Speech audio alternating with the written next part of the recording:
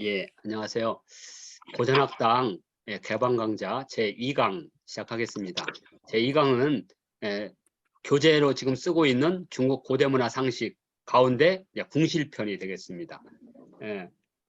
이 고대문화 상식은 중국의 아주 대표적인 문자학자인 왕력이라는 사람의 고대 한어라는 책 안에 부록으로 있는 중국 고대문화 상식이고요.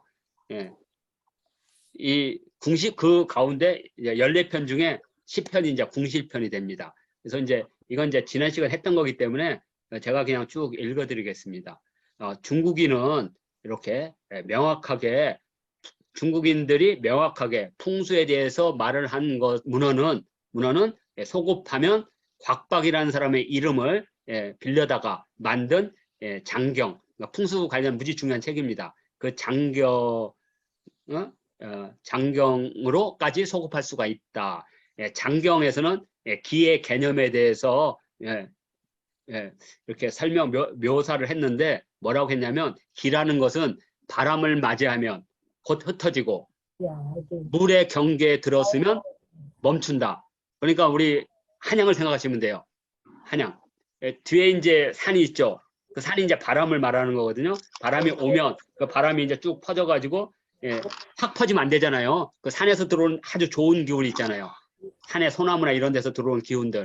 그런 것들이 일정하게 머물러야 되죠. 그러기 위해서는 뭐냐면 제가 이거 음속을 하나 드리겠습니다. 머물려면 앞쪽에 큰 강이 있으면 기가 거기서 멈춘다는 거예요. 그러면 그 산에서 오는 좋은 기가 오랫동안 머물겠죠. 그래서 이제 또 계절이 지나면 또 바뀌고 봄, 여름, 가을, 겨울 이런 식으로 왜냐하면 바람의 이 방향이 바뀌기 때문에 그래서 그걸 말하는 겁니다. 우풍, 즉산, 개수, 즉지 무지 유명한 말입니다. 바람을 맞으면 흩어지고 그다음에 물의 경계에 이르면 멈춘다. 다시 말하면 기는 바람을 맞이하면 흩어지고 물을 만나면 앞으로 가는 것을 멈춘다. 이른바 풍수라는 것은 세 번째 줄입니다. 풍수라는 것은 거주 환경에 대한 고찰이고 그 핵심적인 평가 기준은 바로 환경에서 길을 모을 수 있느냐 여부에 달려 있다는 겁니다. 그러니까 좋은 길을 이렇게 모을 수 있는 거고 다음에 이제 한번 보겠습니다. 이런 내용이에요. 풍수의 개념은 직업적인 풍수학자들, 풍수지리학자들에 의해서 되게 기이하게 변했다는 거죠. 현이란 말은 뭐냐면 현실적으로 쓸데가리가 없는 막 복잡하고 어렵게 만들었다는 거죠. 풍수라는 건 무지 쉬운 건데 풍수하는 사람들에 의해서 어렵게 그런 거 있잖아요. 학문을 되게 어렵게 하잖아요. 법학이나 뭐 이런 것들, 철학 같은 거 어렵게 해가지고 일반 사람들이 못하게 독점하는 거죠. 마치 한자를 독점해서 우리 한글을 쓰지 못하게 하는 거 똑같은 겁니다. 지식을 독점하는 거 똑같다는 거죠. 그러니까 풍수 이런 사람들이 괜히 어렵게 만들어가지고 막 뭐 집을 이렇게 하고 이렇게 하면 뭐가 어떻게 하다 이렇게 뻥쳐가지고 그걸로 돈을 버는 거죠. 이게 이제 그 왕력이라는 사람이 이렇게 얘기하는 겁니다. 그래서 풍수의 본질적인 사상은 사실 매우 이해가 간단해야 된다는 거죠. 풍수에 대한 개념은 무지 간단한 건데 복잡하게 만들었다는 거죠. 그래서 가장 이상적인 풍수의 원형은 원시인류의 서식지, 그러니까 원시인류들이 집을 선택할 때 가장 이상적인 형태라는 거죠. 원시인들이 자기들의 거주지를 잡을 때의 그것이 가장 이상적인 형태라는 거죠. 그러니까 그 사람들 풍수라는 걸 모르잖아요. 그런데 그 신석기나 원시인들은 이 땅에 오면 자기들이 살기 좋다는 걸 직감적으로 안다는 거죠. 겨울에 바람이 없고 여름에 시원하고 물이 있고 산이 있고 그러면 여기 살기 좋겠다. 이렇게 원시인류들이 생각하는 것이 가장 이상적이라는 거죠. 그래서 세 번째 줄 저종 리샹 펑슈이 이렇게 거주 이렇게 해가지고 가장 이상적인 풍수의 틀은 일반적으로 가옥이 북쪽을 등지고 남쪽을 바라보는 것이다. 집의 뒤쪽은 북쪽이 되고 높은 산이 있다. 그래서 높은 산은 차가운 북풍을 막을 수 있고 네 번째 집의 남쪽은 멀리 있지 않은 뭐가 예, 궁이라고 하는 거. 이렇게 활을 쏘잖아요. 그럼 활을 쏘는 전궁. 그건 뭐냐면 이렇게 자기 집 앞에 이렇게 주택에 물이 이렇게 남쪽에 물이 이렇게 화살처럼. 그러니까 내가 집 있으면 앞쪽으로 이렇게 둥글게 이렇게 되는 걸 전궁이라고 그래요. 그러니까 집의 남쪽에는 전궁 형태의 물이 멀리 있지 않아야 된다는 거죠. 이것은 좋은 물을, 그냥 음용수, 좋은 물을 하는 물의 그런 그 물의 원료를 제공할 수가 있고, 그러니까 물을 제공할 수 있어야 된다는 거죠. 뒤에 산이 있어서 차가운 바람을 막고, 또 앞쪽에는 언제든지 물을 갖다 쓸 수 있는, 먹을 수도 있고, 뭐 저기 빨래를 할 수 있고 이거죠. 그리고 이제 동시에 무지 쉽습니다. 동시에 이렇게 자기 주택의 양쪽으로 이렇게 굽는 거, 이렇게 굽는 것은 이렇게 아까 말한 대로 좋은 음료수를 제공할 수가 있고, 동시에 수재나 물로 인한 환란이 없는 곳, 그걸 방비할 수 있는 곳이 좋다는 거죠. 앞쪽에 물 있다고 좋은 게 아니라 이렇게 전궁 형태로 있으면서 그게 물난리가 나지 않는 곳, 한양이 되겠죠. 청계천이 앞에 있어가지고. 그래서 물이 오면 청계천에서 물이 흘러가지고 한강 쪽에서 오는 역류하는 물을 그 청계천이 막음으로써 그 궁에 물난리가 나지 않게 만든 거예요. 그리고 궁이 모든 것의 제일 높은 쪽에, 그래서 물이 밑으로 내려가게 이렇게 만든 거거든요. 그러니까 청계천 쪽에 있는 사람들은 맨날 물난리 나는 거죠. 왜? 그 예전에는 물난리가 안 났는데 사람들이 거기다가 막 오물 버리고 하다 보니까 막 이렇게 쌓이죠. 그러니까 물난리가 나죠. 물이 빠져야 되는데. 그래서 우리가 잘 알지 영조 임금이나 이런 때 준설을 한 겁니다. 청계천 준설. 바닥을 다 긁어내서. 그래야지 물이 흐르는 거니까. 이런 뜻입니다. 자, 집은 반드시 숲이 있고, 그 다음에 이 소산포라는 건 뭐냐면 그 언덕, 그 뒤쪽에 이렇게 낮은 언덕들이 많이 있는 산들, 언덕으로 이렇게 돼서 산이 있는 그런 것들은 이렇게 외부로부터 가려져 있죠. 그 이렇게 약간 언덕 사이에 싹 들어가 있으니까. 그래서 숲과 소산포라는 것은 작은 산들이 이렇게 둘러싸여 있는, 그래서 그걸 풍수에서는 사라고 부릅니다. 사라는 건 어떤 거냐면 이렇게 백두대간부터 쭉 내려와서 이제 이른바 이제 안산이 저기 조산이 딱 들어서면 조산에서 이렇게 좌청룡 우백호가 있으면 그 사이사이에 약간의 맥들이 있습니다. 용맥들이. 그걸 사라 그래요. 사. 그러니까 두 개만 이렇게 쫙 좌청룡 우백호가 있으면 좋은 땅이 아니에요. 그 사이에 많은 또 맥들이 있어야 됩니다. 그래서 그 맥 사이사이에 집들이 들어가 있는 거죠. 그러면 외부에부터 잘 안 보이고, 그리고 물난리도 안 들고 바로 뒤에 산으로 갈 수 있으니까 땔감도 갈 수 있고, 이것을 우리는 풍수 중에 사라고 부릅니다. 그렇게 해서 숨길 수 있는 작은 이렇게 언덕들이 숨길 수 있는 곳, 집은 그렇게 된다는 거. 동시에 앞쪽이 평탄한 개활지가 돼서 이러한 주택들은 은폐도 되고 또 교통도 불편하지 않다는 거죠.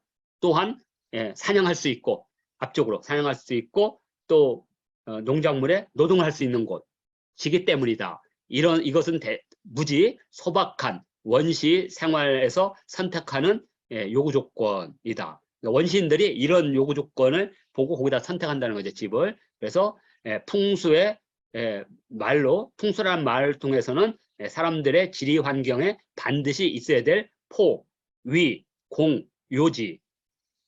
뭐냐면 포라는 것은 이렇게 집이 이렇게 그 언덕 같은 게 둘러싸이고, 위라는 것은 산이 이렇게 둘러싸여 있고, 그다음에 공은 음료수나 뭐 이렇게 수렵이나 숲에 뭔가 제공하고, 그리고 땅이 이렇게 흙들이 이렇게 땅이 이렇게 둘러싸여서 귀가 모이는 곳이 가장 이상적인 지리 환경이다. 이렇게 해서 이제 시작합니다. 그러니까 왜 이걸 여기다 놨냐면 대부분 궁궐들이 이러한 요구 조건에 맞춘다는 거죠. 그러니까 옛날에 원시인들이 살던 방식을 좀 더 제도화된 게 궁궐이라는 거예요.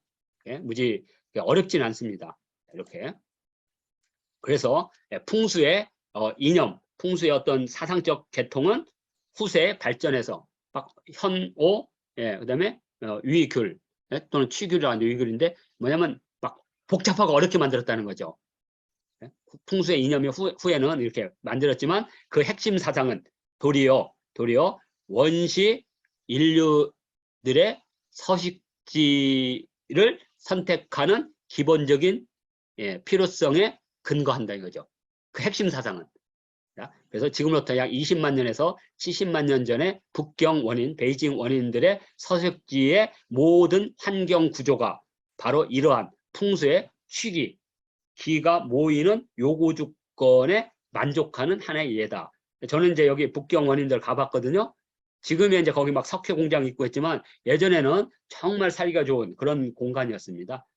금방. 그러니까 그러한 것들이 풍수의 기본이라는 거죠. 풍수를 어렵게 하지 마라. 그리고 궁궐도 이런 요구 조건에 딱 맞는 것이다. 이렇게 시작을 하고 이제 여러 제가 그 책도 이렇게 교재도 올려드렸지만 이제 그 교재에 부록으로 나온 게 이렇게 아자문 이제 뭐 구름무늬 이게 아자 구름무늬 탁본인데요.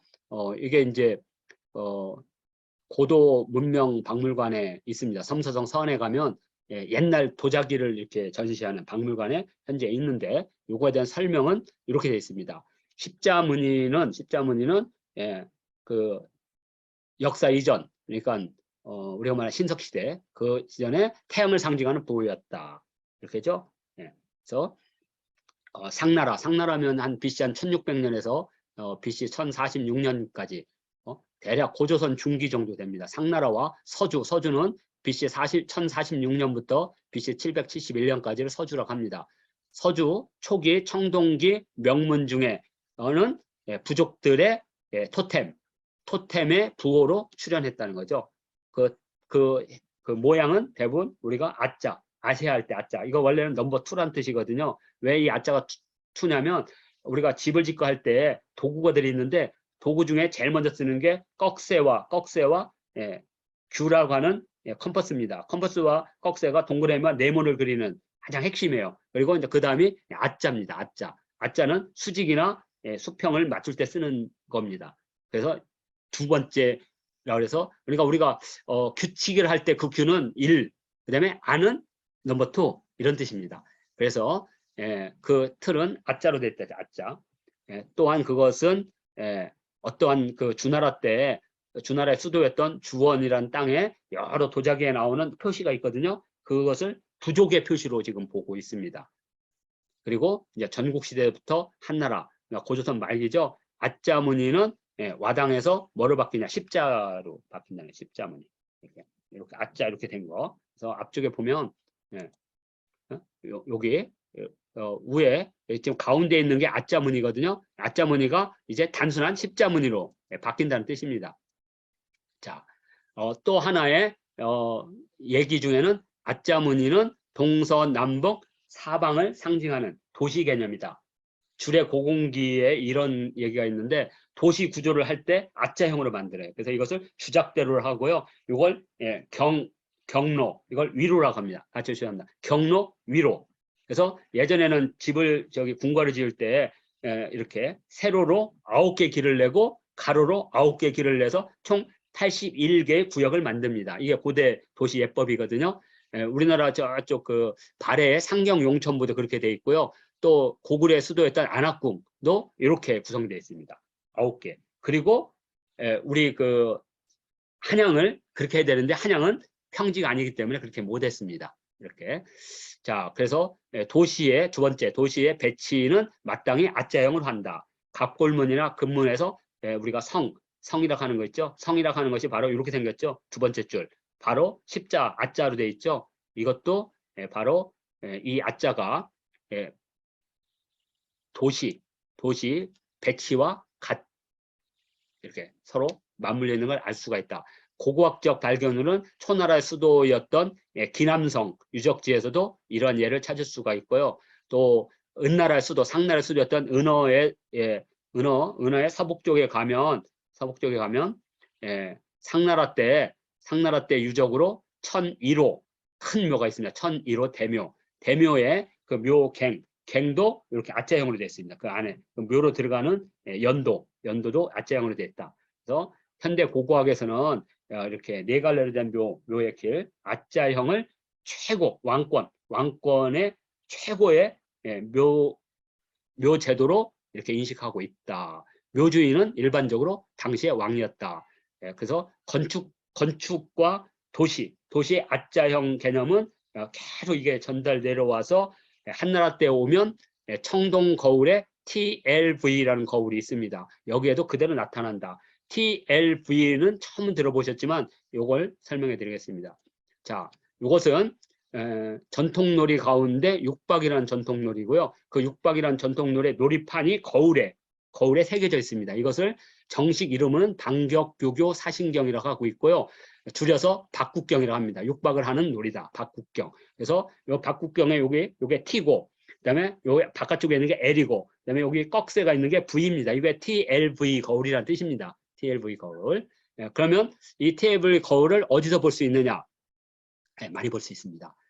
우리나라 황남대총에서도 볼 수가 있고, 무령왕릉, 그죠? 여기 첫 번째 무령왕릉, 황남대총, 그다음에 평양 숭시대 박물관에 가면 볼 수 있습니다. 부산 시립대 박물관에 볼 수 있고, 우리나라에서 가져간 미국 메트로폴리탄 박물관에서 볼 수가 있고요. 또 어디서 볼 수 있냐면 우리 국립중앙박물관 고려실에 가면 이렇게 고려동경을 볼 수가 있고, 또 대성동에 가면 김해박물관이 있습니다. 김해국립박물관. 거기는 대성동 김해 양동리 거분에 있는 요 거울들을 다 볼 수가 있습니다. 다 볼 수가 있고, 이 평양 낙랑구역 정백동 유적은 국립박물관 사만실에 가면 볼 수가 있습니다. 이것들이 다 TLV, 방격규고 사신경이고요. 이 전통놀이는 이미 복원했습니다. 2019년에. 그래서 복원을 제가 했습니다. 이 육박경을 바탕으로 해서, 그러니까 이규보 때까지 이 육박을 놀았거든요. 근데 조선시대 오면서 실전이 돼서 그 원전을 찾아내서 그 원전으로 놀이를 만들어서 전통놀이를 지금 개성하고 있습니다. 육박놀이도 바로 그 육박놀이가 그려져 있는 게 바로 이 앞에 TLV, 지금 요걸 말하는 겁니다. 청동 TLV경. 이렇게 요것들이 다 십자를 기본으로 하고, 이거 우주관입니다. 우주관. 방격규고 사신경을 들고 있는 사람이 여호와와 복희예요. 국립중앙박물관 3층 중앙아시아에 가면 여호와 복희들을 보는데, 여호와는 컴퍼스를 들고 있고 복희는 꺽쇠를 들고 있습니다. 꺽쇠는 네모를 그리는 거고, 컴퍼스 규는 동그라미. 그래서 규가 모든 것은 치우치지 않죠. 꺽쇠는 다 치우쳐져 있잖아요. 각이 좁고, 그렇지만 동그라미는 모든 게 통하죠. 그래서 둥글 규자는 규칙이 되는 겁니다. 모든 것의 법칙이라서 규칙. 이렇게. 그리고 구는 네모 꺾는 거. 그래서 방격, 규교, 사신경이라고 합니다. 전통놀이에 관심 있는 분은 육박경을 한번 관심 있으시고요. 자, 그래서 이러한 그 기와의 틀은 전체를 봤을 때 아주 풍부한 그러한 모습을 갖고 있고, 또 이 그림 외에 스토리텔링이 무궁무진하다, 이렇게 되어 있고요. 해당 그 기와를 만들어서 사용하는 것은 아자무늬 이제 발전해서 십자무늬로 발전하는 그 중간고리라는 겁니다. 이게. 그래서 또 운문도 동서남북에 있죠. 운문 여기 보면 이렇게 동서남북 4개가 있죠. 구름무늬. 이것도 그 왕의 기운을 보여주는 것이다. 뭐 이 정도입니다. 왜 이걸 만드냐면 바로 이러한 그 기화나 이런 걸 통해서 고대 궁궐의 제도, 궁궐의 배치도가 이렇게 만들어지기 때문에 그러한 원칙이 여기 있다는 거죠. 기화나 이런데. 그걸 위해서 여기 설명을 하고 있는 거고요. 또 하나 이제 설명해 드리겠습니다. 또 요것은 와당인데요. 요 글자는 한병천하라는 와당이고, 오른쪽에 있는 것은 선우 천강이라는 와당입니다. 선우는 아마 제가 한자 읽기에서 설명을 했어요. 선우로 읽으면 안 되고 단자 간자를 읽어야 됩니다. 단간. 그래서 단간은 우리 북방 고유어로 탱거리 칸, 하늘을 텐이라고 부르거든요. 텐. 그리고 왕을 칸. 그래서 탱거리 칸, 댕구리 칸이라도 하고, 하늘이 내린 왕 중의 왕, 탱거리 칸. 이렇게. 근데 이제 발음이 이상하게 돼가지고 선우라고 발음하는데요.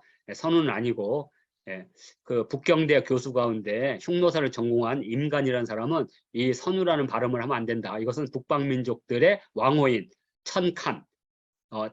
돌고래 그 왕호가 천칸입니다. 천칸. 예. 그리고 우리 단군 할 때 그 단군도 천칸이고, 그다음에 우리 마한에 가면 소도가 있는데 그 소도에 제사장을 천군이라고 불렀죠. 하늘천자 인군군자. 그래서 그것도 텅그리 칸입니다. 북방민 쪽은 다 그런 왕으로 썼거든요. 그래서 이런 이제 기와들이 많이 나오는데 이거 설명하는 것들입니다. 기와라는 것은 지붕의 꼭대기를 이렇게 덮는 도자기 조각이다.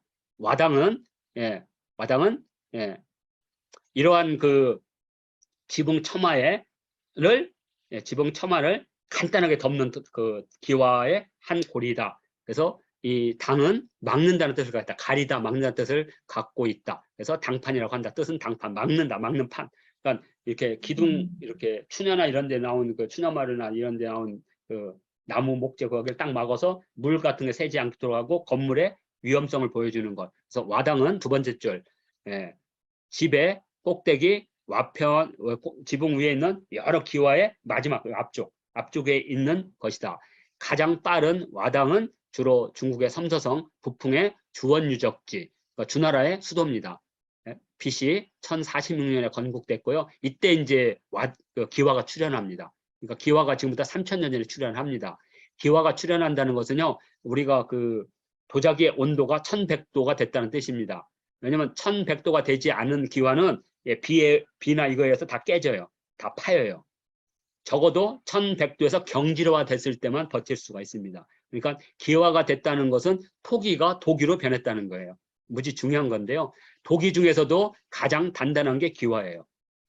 하늘에서 쏟아지는 그 비를 다 맞아야 되니까. 이렇게 주원이가 있고, 기본적으로는 서주 초기다. BC 11세기에서 12세기경이다. 와당의 두부, 그러니까 앞쪽 머리, 여기 머리 형상은 원형 또는 반원형이다. 그러니까 반원형이나 원형, 요 앞쪽 글씨가 있는 거, 이걸 두 종류가 있다. 일반적인 원형의 두부, 이렇게 둥근 원형의 두부를 가지고 있는 와당은 직접적으로 와당이라고 부르고, 반원형의 머리를 갖고 있는 와당은 간략하게 반와당이라고 부른다. 그러니까 원형은 와당, 그리고 반은 반와당 이렇게 부른다. 이렇게 돼 있고요. 자, 한병천하 와당과 여기 선우, 천강이라는 와당의 글자체는 서로 비슷하다.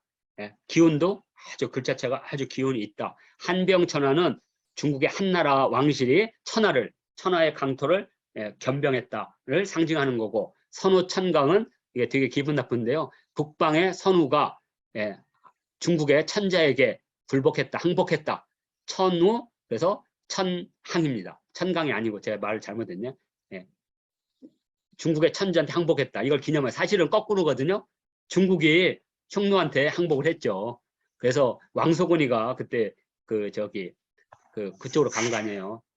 그 미녀를 바친 거잖아요. 왕소곤이가. 그래서 이제 나온 게 이제 그 왕소곤이 이렇게 가는데 얼마나 눈부시게 아름다운지 날아가는 기러기가 그 미모를 보고 떨어졌다가는 그 눈부셔서 나간이라고 합니다. 떨어질 낙자다 기러기 한자. 중국 고대 미인을 상징하는 용어 중에 하나거든요. 뭐 예를 들어서 서신은 너무나 이뻐가지고 연못을 지나가는데 그 미모에 반해서 물고기들이 어머 창피하라고 물속에 들어갔대요. 치모. 그 다음에 양귀비는 이렇게 모란꽃을 지나갔더니 모란꽃이 어머 부끄러워해서 부끄러워할 수째다 꽃하자 수화. 이거 다 밑갈 많이. 그 다음에 초선이라고 삼국지에 나온 초선이라는 여자는 얼마나 미모가 아름다운지 아버지가 맨날 고민하니까 정자에서 자기도 고민하면서 하늘을 봤더니 달이 그 미모를 보고 구름으로 가렸다. 이렇게 뭐 밑갈 말갑니다. 폐월 뭐 4대 미인이라고 해서 하여튼 그때 이제 왕소군이 여기 그래서 그 왕소군이 이제 거기 갔던 그런 이제 그 경극에서도 많이 나오는 것들입니다. 근데 이건 거꾸로 중국이 흉노를 뭐 이렇게 굴복했다 이렇게 정신승리법입니다. 이건. 그래서 선우 천항의 와당의 출토는 수량이 비교적 적고 내몽골 지역에서 주로 나타난다. 한병천하의 출토는 엄청나게 많다. 한병천하의 와당은 대부분 글자체가 서로 다르지 않지만 대부분 6체이다. 사진에서 보이는 이런 와당의 자체들은 되게 풍부하고 편안한 글자체며 필익도 되게 부드럽다. 그래서 중국 한나라의 뭐 기상을 뭐 상징한다. 이렇게 하고 있고요. 아마 어렵진 않을 겁니다. 이제 여기가 이제 저희 이제 고대문화 상식 궁실편입니다. 그래서 이제 원문이 이제 시작된 겁니다. 원문. 그래서 이 원문도 어려운 게 많은 고전들이 들어가게 되면 그렇습니다. 그래서 뭐 이하라는 것은 중국의 그 문자 가운데 가장 오래된 자전입니다. 그래서 중국에서는 이 이하를 이해해야만 경전을 이해할 수가 있어요. 그래서 나중에 이제 중국에 이제 처음에 이제 공자님 때 5개의 경전을 공부했거든요. 5경을. 그러다가 점점 지나면서 춘추와 예가 각각 3개씩 이렇게 나눠집니다. 그리고 논어와 맹자가 추가되고 효경이 추가되고 이하가 추가돼서 유학자들은 13개의 경전을 공부합니다. 성경이 66편으로 되어 있듯이 유학은 13경을 그 13경 중에 유일하게 자전이 들어간다. 그게 이하예요. 그리고 이제 이하에 대한 해석이 광하라든지 성명이라든지 방언이라든지 이런 자전들이 나오고 마지막 가장 중간 고리에 그 자전 중에 가장 유명한 게 옥편이라는 자전이 있습니다. 옥편은 사전이 아니고요. 자전 이름이었습니다. 근데 워낙 잘 만들었기 때문에 모든 자전을 그냥 옥편이라고 불러요. 그리고 그 자전 다음으로 마지막에 종합자전이 강의자전입니다. 강의자전, 그다음에 옥편, 그다음에 고전의 설문해자, 그다음에 이하 이렇게 보시면 됩니다. 이하, 설문해자, 옥편, 강의자전 이게 고대 한문의 4대 자전입니다. 그러니까 이 자전을 읽으면 한자의 발생 원리를 상당 부분 알 수가 있는데 문제는 뭐냐? 이게 유교적 입장에서 만들었다는 거죠. 그러다 보니까 고대 우리 고조선 시대나 이런 때 그러한 종교 재정 일치 시대 때의 사고 방식이 다 배제가 됐어요. 배제가. 그러다 보니까 많은 부분에서 해석을 못 하고 있는 겁니다. 지금 이제 저는 순수하게 지금 중국의 문자학자들도 설문해자를 기본으로 하잖아요. 이하나 설문해자를 기본 참고는 하되 그 이전 거 한자가 처음으로 만들어질 때 갑골문부터 연구를 해요. 그래야지 한자의 뜻에 가깝다 이렇게. 그래서 이하, 석궁, 궁궐을 해석하는 여러 자전 가운데 이하가 가장 대표적입니다. 궁궐. 무지 중요한 거거든요. 제5편이 석궁인데요. 그다음에 광하에도 석궁이 있고 성명에도 석궁이 있습니다. 그러니까 궁궐을 하는 사람들은 이걸 공부하라는 건 아니고요. 저는 이제 궁궐 제도를 공부하니까 늘 이걸 보지만 일반인들은 해석을 나중에 들으시면 됩니다.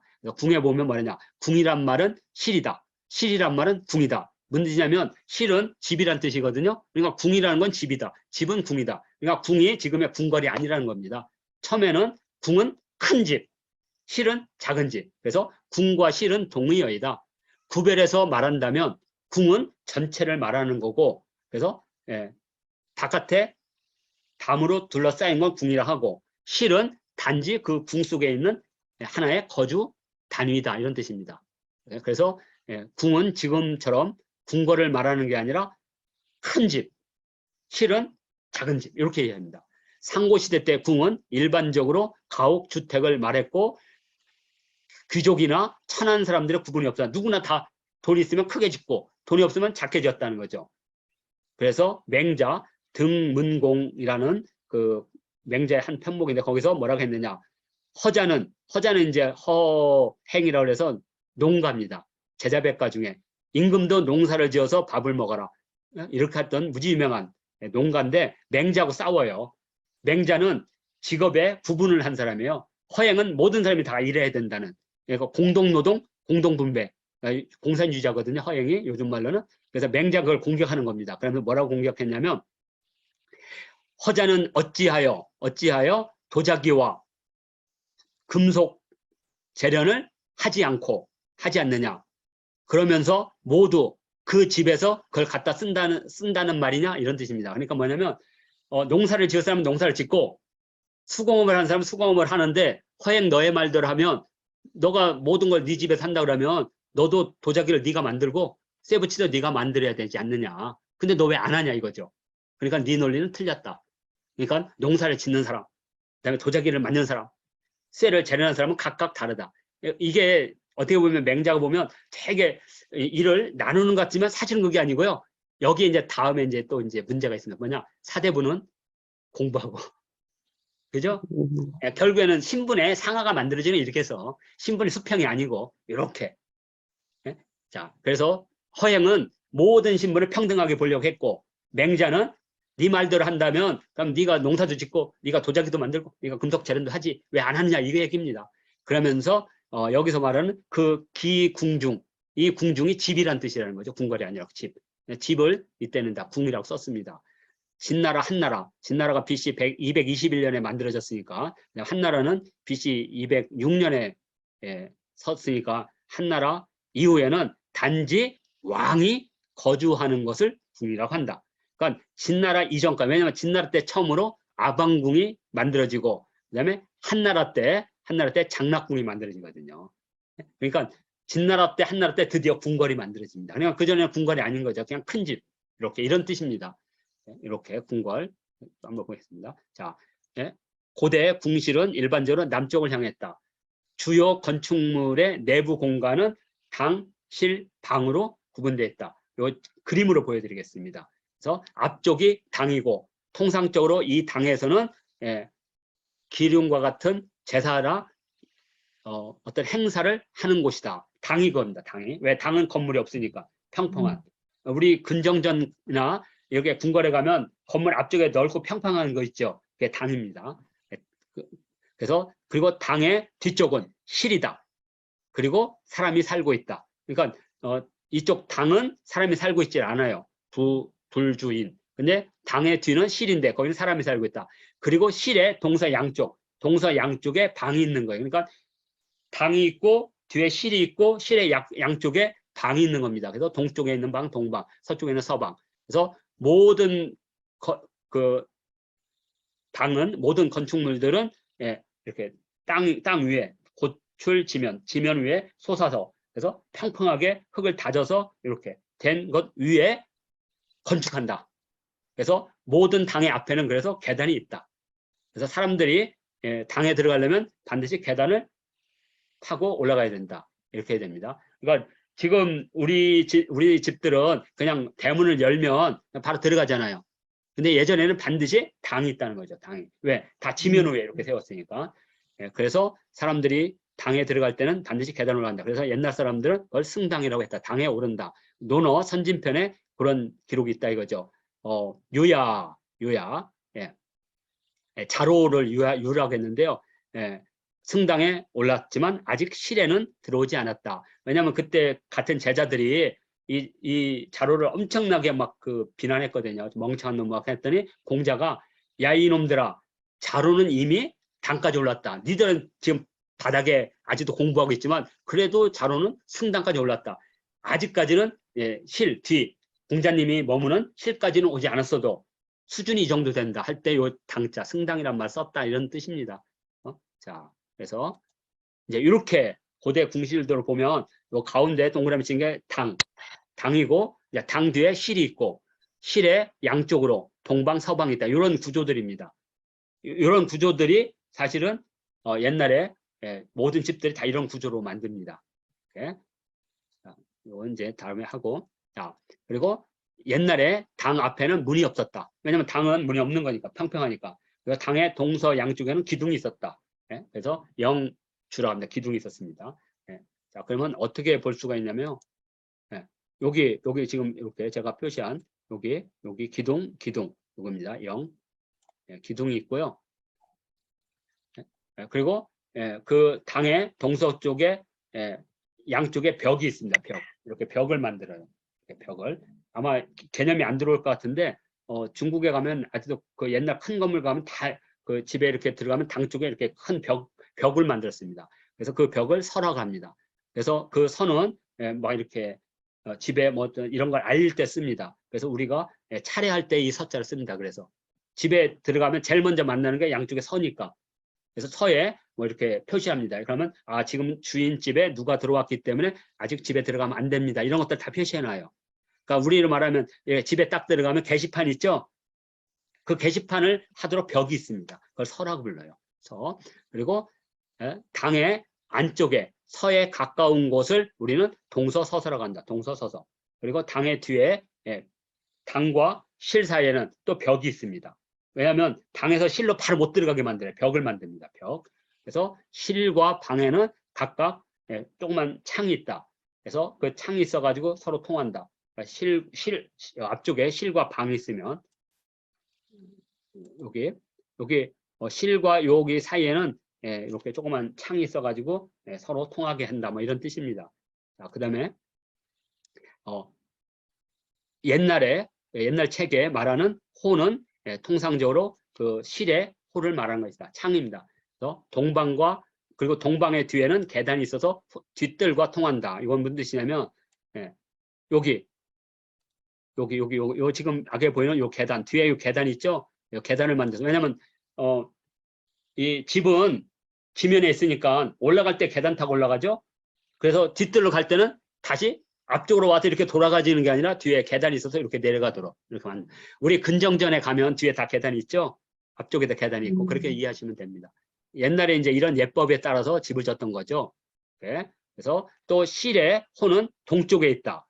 이렇게 여기 앞쪽에 보면 여기 있습니다. 실의 문은 여기 가운데 있는 게 아니고 항상 동쪽에 있습니다.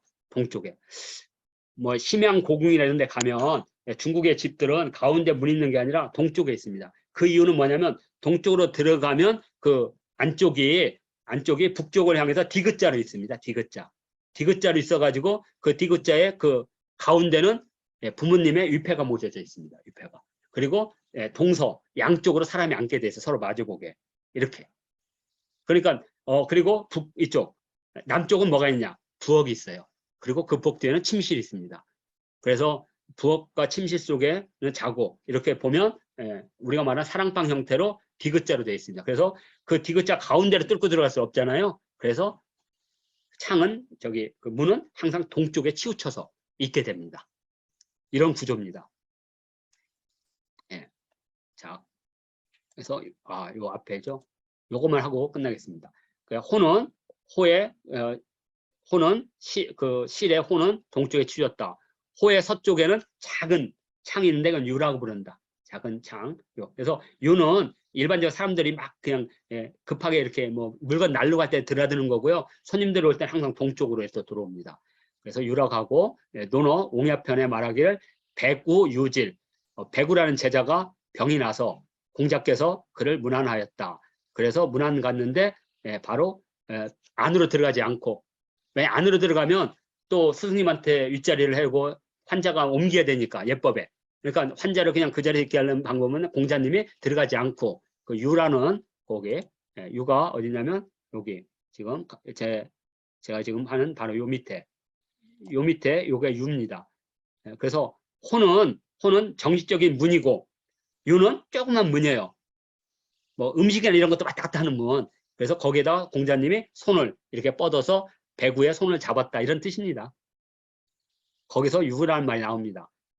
자, 그래서 유로부터 그 배구에 손을 잡고 네가 아프니 어떻게 하냐 빨리 나르라 하고 호로 들어가지 않았다는 뜻입니다. 그래서 실에는 또한 북쪽에 조그만 창이 있는데 이걸 향이라고 한다. 북쪽의 향. 왜냐하면 이것은 바람 통풍을 위해서 만든 겁니다. 향. 그래서 이걸 기준으로 해서 남쪽 북쪽을 나누는 그래서 향남이라고 씁니다. 그래서 설문에서 향은 북쪽으로 낳은 조그만 창 유다. 시경 빈풍 7월별에만은 이렇게 향을 맡고 왜냐면 겨울이 되면 향을 맡거든요. 바람이 너무 세니까. 그리고 호의 지능을 발휘했다는 뭐냐면 호가 많이 드나드니까 이렇게 창호지가 없으니까 예전에는 이렇게 갈대 같은 걸로 해가지고 거기다가 진흙을 발라서 이렇게 쉬운 말하면 이렇게 문을 만드는 거거든요. 그럼 오래되면 문이 떨어지거든요. 그래서 거기에 진흙을 발랐다. 그래서 여기서 근이란 여기 호란 말이 향과 호란 말이 여기서 나오죠. 고대문화 상식은 주로 이런 방식으로 설명하고 있습니다. 그래서 좀 요즘 말하면 중국의 구어체이기 때문에 어렵지는 않습니다. 그래서 우리 여기 지금 고전학당에서는 그 궁궐 제도가 좀 더 어려워 이거보다. 그래서 기본 공부를 하고 지금 이제 다음 주면 이제 이 기본 공부를 끝납니다. 그리고 이제 9월 달에 다시 이제 궁궐 제도로 돌아오게 됩니다. 그리고 이제 그 사이에 제가 자료들을 많이 이렇게 다시 수집해서 전체를 다 읽고 있습니다. 그래서 8월 30일 정도 되면 제가 이제 전체를 다 읽거든요. 그래서 이제 종법제도나 이것들이 떨어져 있는 게 아니라 다 서로 연결돼 있어요. 그래서 문화유산 해설사를 하신 분들한테 많은 도움이 될 겁니다. 자, 그래서 이제 이걸로 소개는 간단하게 이렇게 마치 계속 있는데요. 이 시간이 엄청나게 많이 걸릴 것 같아서 이렇게 계속 있습니다. 오늘은 소개하는 거니까요. 이렇게. 그래서 아마 지금 우리 그 학습자분들은 세 번째가 요거입니다. 요거만 간단하게 한 3분 정도 하고 대사 관궐 요게 이제 다 그 건축물 이름이거든요. 궁궐하는 사람 많이 도움이 될 겁니다. 대와 사와 관과 궐은 통치자의 건축이다. 대는 높고 평평하다. 이렇게 높고 평평한 것으로 멀리 바라보는데 편리하다. 그리고 산은 그 대위에 있는 목조 건축물이다. 그러니까 여기 지금 여기 있는 게 대입니다. 가운데 문이 있는 여기 들어가는 요게 대예요. 네? 우리가 이제 경복궁 말하면 광화문이죠. 광화문이 이렇게 돼 있죠. 그러면 그 위에 대가 있는데 사가 있는데 그 사는 벽이 없이 기둥으로만, 왜냐하면 거기서 멀리 관측도 하고 화수도 쏘가야 되기 때문에 그래서 그걸 사라고 합니다. 네? 화살을 쏠 수 있는 목조 건축물. 자, 이게 사다. 그래서 사는 대 위에 있는 목조 건축물이다. 특징은 단지 기둥만 있고, 대라는 그 사라는 건물은 기둥만 있고 벽은 없다. 그러니까 지금 이렇게 대라고 하는 평평하게 구멍이 뚫리고 평평하게 만든 위에 기둥이 있고 벽은 없는 건물을 대와 사라고 합니다. 사. 그리고 이제 관은 종묘 혹은 궁궐의 대문. 요건 다음 칸에 있습니다. 요것만 하면 끝납니다. 관은 종묘 혹은 궁궐의 대문 바깥 양쪽 이렇게 둘러싼. 지금 사실 우리 광화문은 엄밀히 말하면 궐이 아니에요. 왜? 옆에 이게 없거든. 관이. 그래서 관은 종묘나 옆쪽에 양쪽으로 푹 올랐습니다. 이쪽으로 양쪽으로 올랐죠. 궁궐 문 양쪽으로. 이게 이제 응문이거든요. 우리말은 광화문과 같은. 광화문은 제후의 국거이기 때문에 이렇게 안 만들었고 이렇게 두 개 큰 건물이 있는 것을 관이라고 합니다. 그래서 요 두 개의 관 사이에는 조그만 통로가 있다. 이게 이제 사람들이 드나드는 문입니다. 그래서 궐이라고 한다. 왜? 여기가 비었으니까 이렇게 가운데가 비었으니까 그래서 궐이라고 한다. 그래서 우리가 말하는 궁궐은 요걸 말하는 겁니다. 그러니까 궐이라는 형태는 양쪽에 큰 관이 두 개가 이렇게 올라서 있고 그 사이에 사람이 드나들 수 있도록 문을 만든 거 궐이라고 합니다. 이것을 응문이라고 부릅니다. 그래서 한나라 궁중에는 백호관이라는 건물이 있는데 이 건물은 독립된 건축물이 아니라 도교의 사당 이름을 관이라고 불렀어요. 그래서 이것은 후대에 일어난 문자다. 그러니까 우리가 백호관이라 해서 이것을 궁궐의 관으로 보면 안 된다는 뜻입니다. 자, 그래서 이것은 군경, 궁실도에 있는 그림입니다. 그대로. 그래서 이제 우리가 궁궐을 이해할 때 왜 궁궐의 문이 5개고 궁궐의 문 사이에는 왜 건축물이 있는지 이것을 이해하려면 종묘나 이런 거 이해하려면 그래서 이 그 삼례 통론을 공부해야 되는데 삼례 통론이 좀 어렵기 때문에 먼저 고대문화 상식 궁실편을 먼저 하게 됩니다. 자, 이걸로 해서 일단은 2강을 마치도록 하겠습니다.